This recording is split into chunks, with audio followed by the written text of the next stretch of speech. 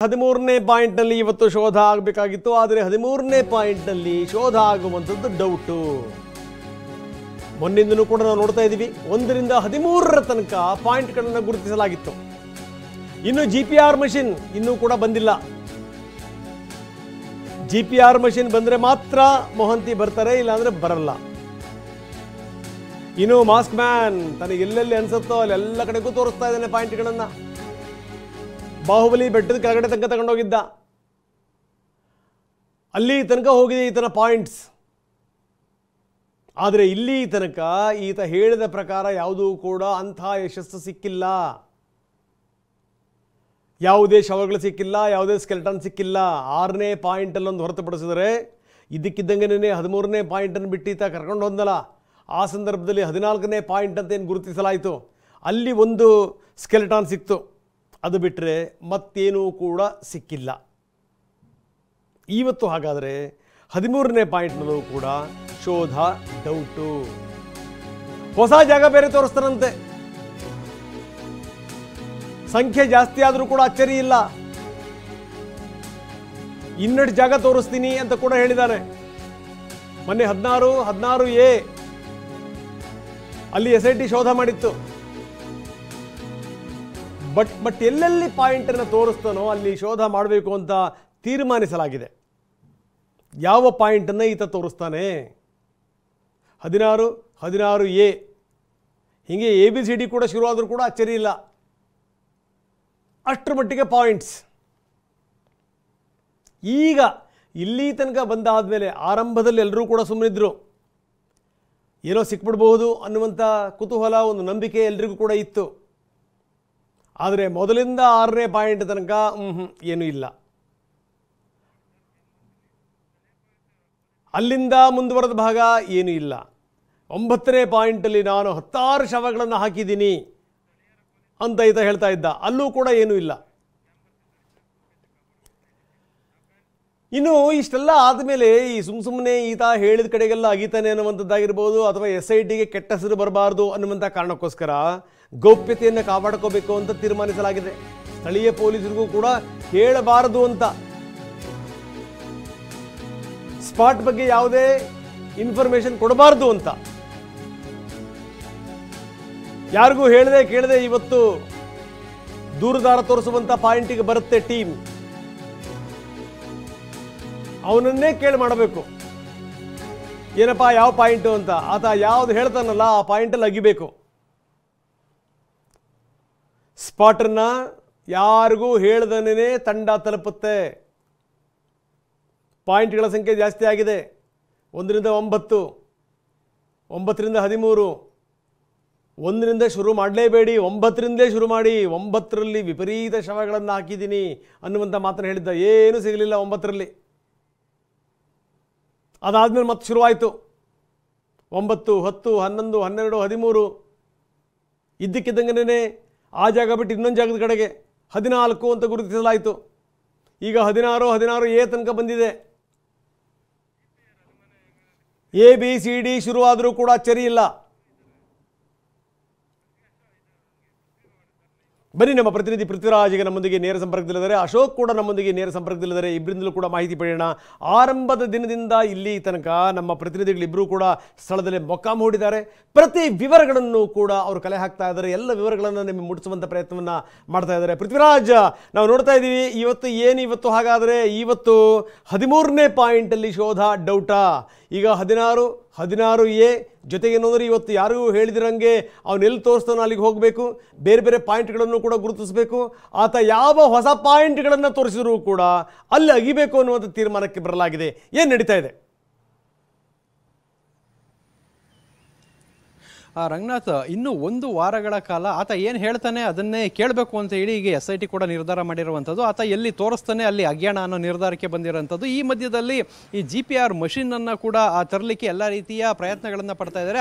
Almost ಎಲ್ಲ ಅನ್ಕಂಡಂತೆ ಆಗಿದ್ದಿದ್ರೆ ಇವತ್ತು ಆ GPR ಮಷಿನ್ ಇಲ್ಲಿಗೆ ಬರಬೇಕಾಗಿತ್ತು. ಆದರೆ ಕೊನೆ ಕ್ಷಣದಲ್ಲಿ ಅದು ಇನ್ನೂ ಕೂಡ ಅವ್ರಿಗೆ ತರಲಿಕ್ಕೆ ಆಗಿಲ್ಲ. ಸದ್ಯಕ್ಕೆ ಆ ಒಂದು GPR ಮಷಿನ್ ಅಲಭ್ಯವಾಗಿರುವಂಥ ಕಾರಣ ಇವತ್ತು SIT ಮುಖ್ಯಸ್ಥ ಪ್ರಣಬ್ ಮೊಹಂತಿ ಕೂಡ ಮಂಗಳೂರು ಭೇಟಿಯನ್ನು ಈಗ ರದ್ದು ಮಾಡಿರುವಂಥದ್ದು. ಅಂದರೆ ಅವರು ಇವತ್ತು ಬರಬೇಕಾಗಿತ್ತು.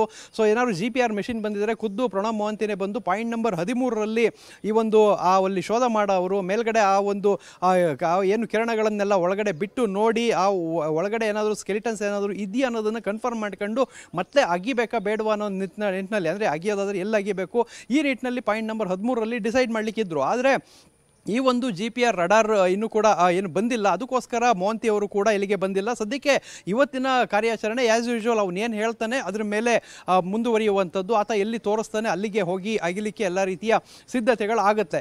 ಸದ್ಯಕ್ಕೆ ಈ ಏನು 13ನೇ ಪಾಯಿಂಟ್ ಏನಿತ್ತು, 13ನೇ ಪಾಯಿಂಟಲ್ಲಿ ಸಾಕಷ್ಟು ವಿಸ್ತೀರ್ಣವಾಗಿದೆ, ಯಥೇಚ್ಛವಾಗಿ ಹೆಣಗಳನ್ನು ಹೂತಾಕಿದ್ದೀನಿ ಅಂತ ಹೇಳಿದ್ದ. ಅಲ್ಲಿ ಕಿಂಡಿ ಅಣೆಕಟ್ಟಿದೆ, ಅಲ್ಲೂ ಕೂಡ ಪರ್ಮಿಷನನ್ನು ಆಲ್ರೆಡಿ ತೆಗೆದುಕೊಂಡಿದ್ದಾರೆ. ಅಂದರೆ ನೀರಾವರಿ ಇಲಾಖೆಯಿಂದ ಅಲ್ಲಿ ಉತ್ಖನನ ಮಾಡಲಿಕ್ಕೆ ಪರ್ಮಿಷನನ್ನು ಕೂಡ ಪಡೆದಿದ್ದಾರೆ. ಮೆಸ್ಕಾಂನಿಂದ ಕೂಡ ಪರ್ಮಿಷನ್ನ SIT ಅವರು ಪಡೆದಿದ್ದಾರೆ. ಎಲ್ಲ ಕೂಡ ರೆಡಿ ಇದೆ. ಇನ್ನೇನು ಆ ಒಂದು GPR ಬಂದು ಅದನ್ನೆಲ್ಲನೂ ನೋಡಬೇಕು, ಮಾನಿಟರ್ ಮಾಡಬೇಕು. ಅದಾದ ಬಳಿಕ ಆ ಯಾವ ಪಾಯಿಂಟನ್ನು ಅಗಿಬೇಕು ಅನ್ನೋದನ್ನು ಅಲ್ಲಿ ಇಂಡಿಕೇಟ್ ಮಾಡುತ್ತೆ. ಅಲ್ಲಿ ಅಗಿಲಿಕ್ಕೆ ಒಂದು ನಿಮಿಷ ನೀವು ಹಾಗೆ ಸಂಪರ್ಕದಲ್ಲಿ 13ನೇ ಪಾಯಿಂಟ್ನಲ್ಲಿ GPR ಬಳಕೆಗೆ 16 ಗೊಂದಲಗಳಿವೆ. ಅಣೆಕಟ್ಟು ವಿದ್ಯುತ್ ಕಂಬಗಳ ಬಳಿ GPR ಬಳಕೆ ಒಂದು ಸವಾಲು, ಕಷ್ಟ, ಬಳಸುವಂಥದ್ದು ಸಾಮಾನ್ಯ ಸಂಗತಿ ಅಲ್ಲ.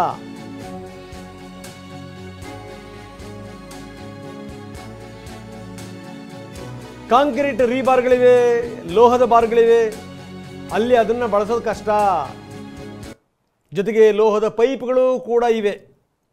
ಹೆಂಗೆ ಬಳಸ್ತೀರಿ? ಅದೇ ಈಗ ಬಂದಿರೋದು. ಎಷ್ಟರ ಮಟ್ಟಿಗೆ SIT ಇಲ್ಲಿ ಶೋಧ ಕಾರ್ಯ ಮಾಡುತ್ತೆ? ಮಷಿನ್ ಬಂದಿಲ್ಲ, ಮಷಿನ್ ಬಂದರೂ ಕೂಡ ಬಳಸುವಂಥದ್ದು ಕೂಡ ಕಷ್ಟವೇ. ಎಸ್ ಪೃಥ್ವಿರಾಜ್, ನೀವು ಮೊದಲಿಂದಲೂ ಕೂಡ ಹೇಳ್ತಾ ಇದ್ದೀರಿ ಬಳಸುವಂಥದ್ದು ಕೂಡ ಅಷ್ಟು ಸುಲಭ ಅಲ್ಲ. ಯಾಕಂದರೆ ಈ ಡ್ಯಾಮ್ನ ಪಕ್ಕದಲ್ಲೇ ಕಾರ್ಯಾಚರಣೆ ಅನ್ನುವಂಥದ್ದು ಒಂದು ದೊಡ್ಡ ಸವಾಲು ಅಂತ ಈಗ ನಾವು ಕೂಡ ಅದನ್ನೇ ತೋರಿಸ್ತಾ ಇದ್ವಿ. ಯಾಕಂದರೆ ದೊಡ್ಡ ದೊಡ್ಡ ಪೈಪ್ಗಳಿವೆ, ದೊಡ್ಡ ದೊಡ್ಡ ಬಾರುಗಳಿವೆ. ಇಂಥ ಕಡೆಗೆ ಆ ಮಷೀನನ್ನು ಹೆಂಗೆ ಬಳಸೋಕ್ಕೆ ಸಾಧ್ಯ ಅನ್ನುವಂಥದ್ದು ಏನಂತೀರಿ? ಖಂಡಿತ ರಂಗನಾಥ್, ಆ ಒಂದು ಪ್ರದೇಶದಲ್ಲಿ ಏನು ಆ ರೀತಿ ಇರುವಂಥದ್ದು ಅಂದರೆ ಮೆಟಲ್ಗಳಿರುವಂಥದ್ದು, ಮತ್ತು ಅದನ್ನು ಕಿಂಡಿ ಅಣೆಕಟ್ಟು ಪಕ್ಕದಲ್ಲೇ ಇರೋದ್ರಿಂದ ಆ ಒಂದು ಸಿಮೆಂಟ್ಗೆ, ಕಾಂಕ್ರೀಟ್ಗೆ ಆ ಒಂದು ಕಬ್ಬಿಣದ ರಾಡ್ಗಳನ್ನು ಬಳಸ್ಕೊಂಡು ಕಟ್ಟಿರುವಂಥದ್ದು. ಸೊ ಅಲ್ಲಿ ಈಗಾಗಲೇ ಒಂದು 80ರಿಂದ 90 ಲೋಡು ಮಣ್ಣನ್ನು ಹಾಕಲಾಗಿದೆ ಅಂತ ಹೇಳಲಾಗ್ತಾ ಇದೆ. ಅದನ್ನು ಹೈಟ್ ಮಾಡಲಾಗ್ತಾ ಇದೆ, ಅದರೊಳಗಡೆ ಏನೇನು ಇದೆ. ಸೊ ಈಗ ಏನಾದ್ರು GPR ಬಂದರೂ ಕೂಡ ಅದನ್ನು ಬಳಸ್ಕೊಂಡು ಹುಡುಕಾಡೋಂಥ ಸಂದರ್ಭದಲ್ಲಿ ಮೂಳೆ ಬದಲಿಗೆ ಬೇರೆ ಬೇರೆ ಇಂಡಿಕೇಶನ್ಗಳಾಗುವಂಥ ಸಾಧ್ಯತೆಗಳಿದೆ. ಸೊ ಇದರಿಂದ ಅದು ಭಾರಿ ಕಷ್ಟದ ಕೆಲಸ. 13ನೇ ಪಾಯಿಂಟ್ ಅನ್ನೋದು ಏನು ಇದೊಂದು ಆ ಪಾಯಿಂಟ್ ಇದೆಯಲ್ಲ, ಅದು ಸಿಕ್ಕಾಪಟ್ಟೆ ಅವಾಗಿಂದಲೂ ಇವರಿಗೆ ಕಷ್ಟ ಆಗ್ತಿರೋ ಪಾಯಿಂಟು. ಯಾಕೆಂತ ಹೇಳಿದರೆ ಆತ ಆರಂಭಿಕ ಹಂತದಲ್ಲಿ ಅದನ್ನು ತೋರಿಸುವಾಗಲೂ ಕೂಡ ಒಂದು ದೊಡ್ಡ ವಿಸ್ತೀರ್ಣದಲ್ಲಿ ತೋರಿಸಿದ್ದ. ಅದಾದ ಬಳಿಕ ಕಿಂಡಿ ಅಣೆಕಟ್ಟು ಇತ್ತು, ಎಲೆಕ್ಟ್ರಿಕಲ್ ಪೌಲ್ಗಳಿತ್ತು, ಆ ಜಾಗ 20 ಅಡಿ ಹೈಟ್ ಆಗಿತ್ತು. ಸೊ ಈ ಎಲ್ಲ ವಿಚಾರಗಳನ್ನ ನೋಡ್ತಾ ಹೋಗೋದಾದರೆ ಅಲ್ಲಿ ಆ ಒಂದು ಆ ಪಾಯಿಂಟ್ನಲ್ಲಿ ಶೋಧ ಕಾರ್ಯ ಮಾಡುವಂಥದ್ದು ಸಾಕಷ್ಟು ಕಷ್ಟಕರವಾಗಿರುವಂಥದ್ದು. ಅಂದರೆ ಈಗ GPR ಮಿಷನ್ ಕೂಡ ಬಂದರೂ ಕೂಡ ಅದನ್ನು ಹುಡುಕಾಡುವಂಥದ್ದೇ ಸವಾಲಾಗಿರುವಂಥದ್ದು. ಹುಡುಕಾಡಿದರೂ ಕೂಡ ಆ ಭಾಗದಲ್ಲಿ ಅಗಿಲಿಕ್ಕೂ ಕೂಡ ಸವಾಲಾಗಿರುವಂಥದ್ದು. ಸದ್ಯಕ್ಕೆ ಇವತ್ತಂತೂ 13ನೇ ಪಾಯಿಂಟ್ ಇವತ್ತು ಕೂಡ ಮುಟ್ಟೋದಿಲ್ಲ. ಯಾಕೆಂತ ಹೇಳಿದ್ರೆ GPR ಯಂತ್ರ ಬರೋವರೆಗೂ ಕೂಡ ಅದನ್ನು ಮುಟ್ಟಬಾರ್ದು ಅಂತ ಹೇಳಿ SIT ತೀರ್ಮಾನ ಮಾಡಿಟ್ಟಿರುವಂಥದ್ದು. ಸೊ ಇವತ್ತು ಬೇರೆ ಯಾವುದಾದ್ರೂ ಪಾಯಿಂಟ್ ಆತ ಏನಾದರೂ ತೋರಿಸ್ತಾನ ಆ ಕಡೆ ಮೂವ್ ಆಗುವಂಥ ಸಾಧ್ಯತೆಗಳಿದೆ. ಯಾಕೆಂತ ಹೇಳಿದ್ರೆ ಈಗ ಬಾಹುಬಲಿ ಬೆಟ್ಟ ಮತ್ತು ರತ್ನಗಿರಿ ಬಾಹುಬಲಿ ಬೆಟ್ಟ ಏನಿದೆ ಅಲ್ಲಿ 16A ಅಂತ ಹೇಳಿ ಪಾಯಿಂಟನ್ನು ಮಾಡ್ಕೊಂಡಿರುವಂಥದ್ದು. ಸೊ ಆತನಿಗೂ ಅಲ್ಲಿ ಸಮಾಧಾನ ಇಲ್ಲ, ಅಕ್ಕಪಕ್ಕದಲ್ಲಿ ಇನ್ನೂ ಕೂಡ ಸೋರಿಸ್ಬೋದು. ನೀವು ಹೇಳಿದಾಗೆ ಇದು ABCD ಅಂತ ಮುಂದುವರ್ಕೊಂಡು ಹೋಗೋಕ್ಕೂ ಕೂಡ ಸಾಧ್ಯತೆ ಇದೆ ರಂಗನಾಥ್. ಎಸ್, ನೀವು ಹಾಗೆ ನೀವು ಸಂಪರ್ಕದಲ್ಲಿರಿ. ನಮ್ಮ ಪ್ರತಿನಿಧಿ ಅಶೋಕ್ ನಮ್ಮೊಂದಿಗೆ ಸಂಪರ್ಕದಲ್ಲಿದ್ದಾರೆ. ಅಶೋಕ್, ಬಹಳ ಗೌಪ್ಯವಾಗಿ ಮಾಡಬೇಕು ಅನ್ನುವಂಥ ತೀರ್ಮಾನ, ಬಹಳ ಗುಟ್ಟಾಗಿ ಮಾಡಬೇಕು ಅನ್ನುವಂಥ ತೀರ್ಮಾನ. ಯಾಕಂದರೆ ನಾಳೆ ಏನಂದರೆ ಗುಟ್ಟು ರಟ್ಟಾಗ್ಬಿಡುತ್ತೆ ಅನ್ನುವಂಥ ಭಯ, ಆತಂಕ ಕೂಡ ಇದೆ. ಅಥವಾ ಹೇಳ್ದಂಗೆ ಅಗಿತಾ ಹೋದರೆ ಎಲ್ಲಿ ತನಕ ಬರ್ತಾರೆ? ಯಾಕಂದರೆ ಈಗ ಬಾಹುಬಲಿ ತನಕ ಬಂದು ನಿಂತೀಯ ನೀನು, ಇನ್ನು ಮುಂದೆ ಎಲ್ಲಿಗೆ ಹೋಗ್ಬೋದು? ಹಾಗಾದರೆ ಈ ಪ್ರಶ್ನೆ ಕೂಡ ಇದೆ. ಹೀಗಾಗಿನೇ ಎಲ್ಲವನ್ನೂ ಕೂಡ ಭಾಳ ಗುಟ್ಟಾಗಿ ಮಾಡಬೇಕು ಅನ್ನುವಂಥ ತೀರ್ಮಾನಕ್ಕೆ ಬರಲಾಗಿದೆ ಅಂತ ಏನಂತೀರಿ? ಹೌದು ರಂಗನಾಥ್, ಕಳೆದ 2 ದಿವಸಗಳಿಂದ ಈ ಪಾಯಿಂಟ್ ಗುರುತು ಮಾಡುವ ಪ್ರಕ್ರಿಯೆಯಿಂದ ಅದನ್ನು ಬಹಳಷ್ಟು ಗೌಪ್ಯತೆಯಿಂದ ಮಾಡಲಾಗ್ತಿದೆ. ಪ್ರಮುಖವಾಗಿ ಆತ ಏನು ವಕೀಲರ ಜೊತೆ SIT ಕಚೇರಿಗೆ ದಿನದ ಕಾರ್ಯಾಚರಣೆಗೆ ಬರ್ತಾನೆ, ಆತ SIT ಕಚೇರಿಗೆ ಬಂದ ಬಳಿಕ ಆತನಿಗೆ ಸ್ಥಳದಲ್ಲೇ ಒಂದು ನೋಟಿಸನ್ನು SIT ಅಧಿಕಾರಿಗಳು ಕೊಡ್ತಾರೆ. ಆ ನೋಟಿಸಲ್ಲಿ ಇವತ್ತು ಎಲ್ಲಿ ಪಾಯಿಂಟ್ ಗುರುತಿಸುವ ಜಾಗ ಏನಿದೆ ಅದನ್ನು ಆತನ ಬಳಿಯೇ ಕೇಳ್ತಾರೆ, ಇವತ್ತು ಎಲ್ಲಿ ತೋರಿಸುವಂಥದ್ದು ಅಂತೇಳಿ. ಸೊ ಆತ ಹೇಳಿದ ಬಳಿಕ ನೇರವಾಗಿ ತಂಡ ಆತ ಹೇಳುವಂಥ ಜಾಗಕ್ಕೆ ಹೋಗಿ ನಿಲ್ಲುತ್ತೆ. ಪ್ರಮುಖವಾಗಿ ಈ ತಂಡದಲ್ಲಿ ಫೋರೆನ್ಸಿಕ್ ಅವರಿದ್ದಾರೆ, ರೆವಿನ್ಯೂ ಅವರಿದ್ದಾರೆ, ಪೌರ ಕಾರ್ಮಿಕರಿದ್ದಾರೆ, ಫಾರೆಸ್ಟ್ ಡಿಪಾರ್ಟ್ಮೆಂಟ್ ಅವರಿದ್ದಾರೆ, ಸೋಕೋ ಟೀಮ್ ಇದೆ. ಇವ್ರು ಯಾರಿಗೂ ಕೂಡ ಇವತ್ತಿನ ದಿನದ ಕಾರ್ಯಾಚರಣೆ ಯಾವ ಸ್ಥಳದಲ್ಲಿ ಆಗುತ್ತೆ ಅನ್ನೋದು ಗೊತ್ತಿರೋದಿಲ್ಲ. ಕೇವಲ SIT ಅಧಿಕಾರಿಗಳಿಗೆ ಆತ ಬಂದ ಬಳಿಕ ಆತ ಏನ್ ಹೇಳ್ತಾನೆ ಆ ಸ್ಥಳದ ಹೆಸರಷ್ಟೇ ಗೊತ್ತಾಗುತ್ತೆ. ಸೊ ಸ್ಥಳೀಯ ಪೊಲೀಸರಿಗೂ ಕೂಡ ಆ ಸ್ಥಳದ ಬಗ್ಗೆ ಇವತ್ತೆಲ್ಲಿ ಕಾರ್ಯಾಚರಣೆ ನಡೆಯುತ್ತೆ ಅನ್ನುವಂತ ಯಾವುದೇ ರೀತಿಯಿಂದ ಮಾಹಿತಿ ಇರೋದಿಲ್ಲ. ಆತ ಅಲ್ಲಿ ಸ್ಪಾಟಿಗೆ ಹೋಗಿ ಆತ ವಾಹನದಿಂದ ಇಳಿದ ಬಳಿಕ ಆತನನ್ನು ಫಾಲೋ ಮಾಡಿಕೊಂಡು ಸ್ಥಳೀಯ ಪೊಲೀಸರು ಬರ್ತಾರೆ. KSRP ತುಕಡಿಯನ್ನು ಧರ್ಮಸ್ಥಳ ಭಾಗದಲ್ಲಿ ನಿಯೋಜನೆ ಮಾಡಿರ್ತಾರೆ. ಆ ವಾಹನ ಹಾದು ಹೋಗುವಂತ ಮಾರ್ಗ ಹಿಂದೆ ಅಲ್ಲಿಂದ ಫಾಲೋ ಮಾಡ್ಕೊಂಡು ಬರ್ತಾರೆ. ಪ್ರಮುಖವಾಗಿ ಆತ ಹೇಳುವಂತ ಜಾಗದ ಬಗ್ಗೆ ಯಾವುದೇ ರೀತಿಯಾದ ಮಾಹಿತಿಯನ್ನು ಬಿಟ್ಕೊಡೋದಿಲ್ಲ. ಇದಕ್ಕೆ ಪ್ರಮುಖವಾಗಿ ಕಾರಣ ಒಂದು, ನಾಳೆ SIT ಅಧಿಕಾರಿಗಳ ಮೇಲೆ ಎಲಿಗೇಷನ್ ಮಾಡಬಾರ್ದು. ಆತನ ಪರ ವಕೀಲರು ಇರ್ಬೋದು ಮತ್ತು ಆತ ಇರ್ಬೋದು, ಯಾವುದೇ ರೀತಿಯಾದ ಆರೋಪಗಳನ್ನು ಮಾಡಬಾರ್ದು. ಇದರ ಜೊತೆಗೆ ಮೊದಲೇ ಪಾಯಿಂಟ್ ಅನ್ನು ಗುರುತು ಮಾಡಿದ್ರೆ ಅಲ್ಲಿ ಭದ್ರತೆಯನ್ನು ನಿಯೋಜಿಸಬೇಕಾಗುತ್ತೆ, ಪೊಲೀಸರನ್ನು ನಿಯೋಜನೆ ಮಾಡಬೇಕಾಗುತ್ತೆ. ಸೊ ಇದೆಲ್ಲ ಏನು ಇರೋದ್ರಿಂದಾಗಿ SIT ಅಧಿಕಾರಿಗಳು ಆತನಿಗೆ ಸ್ಥಳದಲ್ಲೇ SIT ಪೊಲೀಸ್ ಠಾಣೆಯಲ್ಲೇ ಆತನಿಗೆ ನೋಟಿಸ್ ನೀಡಿದ ಬಳಿಕ ಅಷ್ಟೇ ಇವತ್ತಿನ ದಿನದ ಕಾರ್ಯಾಚರಣೆ ಬಗ್ಗೆ ಗೊತ್ತಾಗುತ್ತೆ. ಇವತ್ತು ಕೂಡ 12ನೇ ದಿನದ ಏನು ಕಾರ್ಯಾಚರಣೆ ನಡೆಯುತ್ತೆ. ಸೊ ಇವತ್ತು ಕೂಡ ಹೊಸದಾದಂತಹ ಪಾಯಿಂಟ್ ಅನ್ನು ಗುರುತಿಸುವಂತ ಸಾಧ್ಯತೆ ಇದೆ. ಇವತ್ತು ಕೂಡ ಧರ್ಮಸ್ಥಳ ಭಾಗದಲ್ಲಿ ಆತ ಮೊದಲೇ ಹೇಳಿರುವಂತೆ ಧರ್ಮಸ್ಥಳ ಭಾಗದಲ್ಲಿ ಸಾಕಷ್ಟು ಪಾಯಿಂಟ್ ಗಳನ್ನು ನಾನು ಗುರುತಿಸ್ತೇನೆ, ಸೊ ಅದಕ್ಕೆ ಉತ್ಖನನ ಮಾಡೋದಕ್ಕೆ ಅವಕಾಶ ಮಾಡಿಕೊಡ್ಬೇಕು ಎನ್ನುವಂತ ಬೇಡಿಕೆಯನ್ನು ಇಟ್ಟಿದ್ದ. ಸೊ ಆತನ ಎಲ್ಲಾ ಬೇಡಿಕೆಗಳಿಗೂ ಕೂಡ SIT ಓಕೆ ಅಂತಾನೆ ಹೇಳ್ತಾ ಇದೆ. ಸೊ ಇವತ್ತು ಕೂಡ ಅಚ್ಚರಿಯ ಪಾಯಿಂಟ್ ಅನ್ನು ಗುರುತಿಸಿದ್ರು ಕೂಡ ಆಶ್ಚರ್ಯವೇನಿಲ್ಲ. ಮೊನ್ನೆ ಶನಿವಾರ ಆ ಬಾಹುಬಲಿ ಬೆಟ್ಟದ ಕೆಳಗೆ ಆತ ಒಂದು ಪಾಯಿಂಟ್ ಅನ್ನು ಗುರುತಿಸಿದ. ಸೊ ಯಾರಿಗೂ ಕೂಡ ಅಂದಾಜಿರಲಿಲ್ಲ ಆತ ಅಲ್ಲಿಗೆ ಬಂದು ಇಲ್ಲಿ ನಾನು ಹೆಣ ಊತ ಹಾಕಿದ್ದೇನೆ ಅಂತ ಹೇಳ್ತಾನೆ ಎಂಬುದು ಯಾರಿಗೂ ಕೂಡ ಅಂದಾಜು ಇರಲಿಲ್ಲ.